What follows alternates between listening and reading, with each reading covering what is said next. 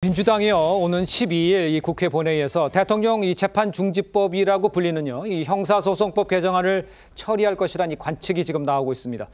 오는 12일입니다. 이 박찬대 원내대표의 임기 종료 시점이나 또 오는 18일로 예정된 이 대통령의 선거법 파기환송심 첫 공판 날짜와도 지금 맞물려 있는 상황이라 어떻게 될지가 좀 관심이 모이고 있는 상황입니다. 새 정부 출범 직후부터 이제 여야가 이제 곧바로 정면 충돌 접어드는 거 아니냐 이런 생각들을 하시는 분들 많은데 우리 조현삼 부의장께서 보시기에는 그대로 일단 추진이 되는 상황이라고 봐야 됩니까? 민주당에서는? 형사소송법 개정안의 경우에는 대선 이전부터 이미 준비되었던 개정안이라고 할 수가 있겠고요. 네. 이미 대선 전국에서도 많은 국민들이 이 개정안의 취지라든가 그런 여러 가지 측면의 의미들을 충분히 이해하시고 있는 상태에서 네. 투표에 임했다고도 볼 수가 있겠죠.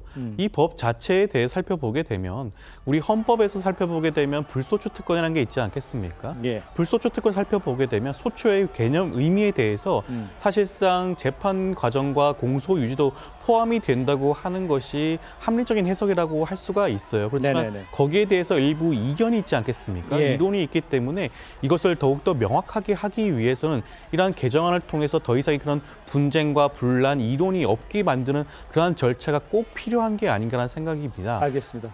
그러니까 이견이 있는데 그 분란을 막기 위해서 법안을 마련해야 된다 이렇게 말씀을 하시는 건데 사실 민주당 그 대통령 불소추 특권을 규정한 이 헌법 84조에 따라서 당연히 이 대통령 재판이 중지되어야 한다 이런 입장이잖아요.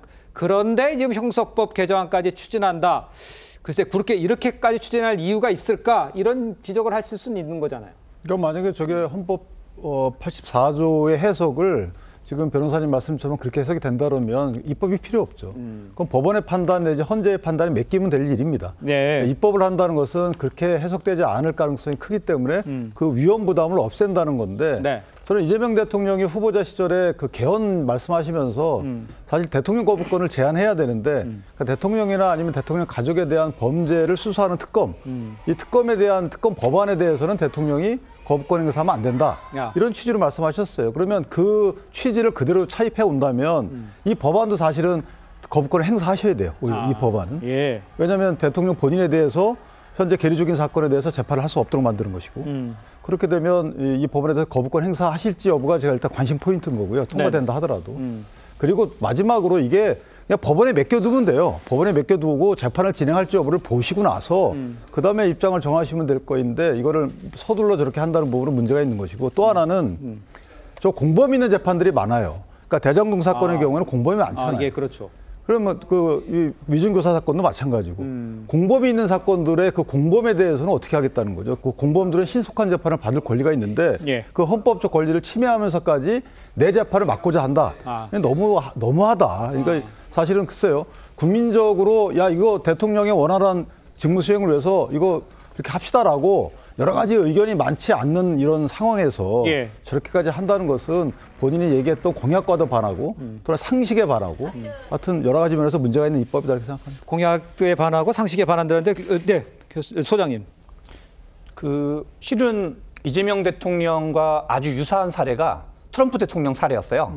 트럼프 대통령도 이미 유죄를 받은 상태에서 대통령이 당선됐거든요. 그래서 당시 트럼프 대통령을 하는 게 뉴욕 형사재판부였었는데요. 네네. 대선이 미국에서 11월 5일 날 있었고 작년 11월 5일 날 있었는데 딱 3일이 지나니까 뉴욕 형사재판부에서 대통령이 당선됐으니까 이제 이거는 중지하겠다. 그래서 나머지 유무죄 여부는 대통령 임기가 끝난 다음에 판단하겠다라고 네. 딱 3일 지나니까 입장을 밝혔어요.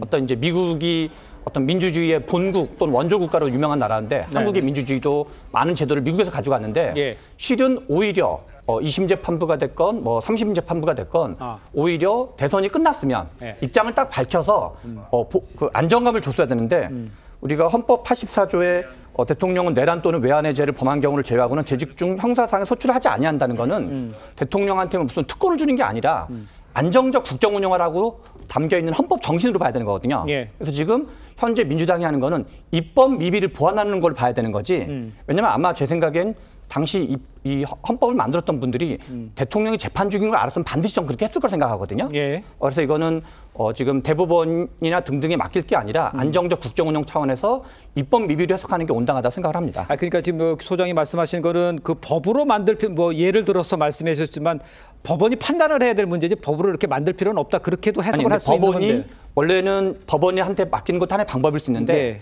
헌법학자의 지금 다수 의견은 실은 이거는 해당한다는 견해가 있지만 지금 조희대 대법원장이 이제 그 윤석열 대통령 지명하셨던 분인데 예. 지난 그 대선을 얼마 앞두고 너무 초단기를 땡겨가지고 실은 3심을 하는 무리한 과정이 있었거든요. 다른 판사들도 문제 제기할 정도로 예. 그런 과정을 거쳐서 대법원에 대한 신뢰 같은 거 자체가 좀 약간 금이 갔기 때문에 예. 이 지금 바로 당선됐는데 이거를 대법원한테 위탁하는 거는 여러 가지로 좀 부적절한 거다라는 판단이 제가 한 말씀 있다고 저는 합리적이라고 생각합니다. 예, 자, 어떤 법안이든지 간에 헌법 84조가 이제 비교법적으로 저희가 비교 대상이 되지 않아요. 미국하고는. 미국은 저런 헌법 규정이 없고 우리는 저런 헌법 규정이 있잖아요. 예. 그 규정의 해석에 대해서 그러니까 소추에 뭐가 포함된다라고 이리 입법을 하건 저리 입법을 하건 예. 그건 위헌의 여지가 있기 때문에 위법으로 해결할 일은 아니고 대법원에서 판단하든가 헌재에서 해석을 해줘야 되는 문제예요. 그래서 헌법재판제도를 만들고 대법원을 만든 건데 예. 이거를 입법으로 만든다는 것은 또 다른 논란을 가져온다는 거죠. 알겠습니다. 저도 또 하나 말씀만 더 붙이자면 형사소송이 중지된다 이것을 그 판단하고 국민이 이번 대통령 선거에서 이재명 대통령에게 뭐 역대 최다 득표에 네. 그 표를 줬다고 생각하지는 않습니다. 네네. 여전히 훨씬 더 많은 국민들이 대통령이 된다고 하더라도 그 전에 재판을 받고 있었던 사안에 대해서는 네. 재판이 진행돼야 한다는 여론이 압도적이고요. 네네. 그리고 본인의 문제에 관한 한 대통령이 오히려 계속 무죄를 주장해 왔던 거잖아요. 그렇죠. 무죄를 주장해 왔으니까 재판을 통해서 자신의 무죄를 밝혀내면 될 일이지 이것을 뭐 민주당이 법을 만들어서 재판을 중지시키겠다? 그거 자체가 이재명 대통령의 유죄를 암시하는 법안이 될 수도 있다. 예. 그렇게 판단합니다. 알겠습니다.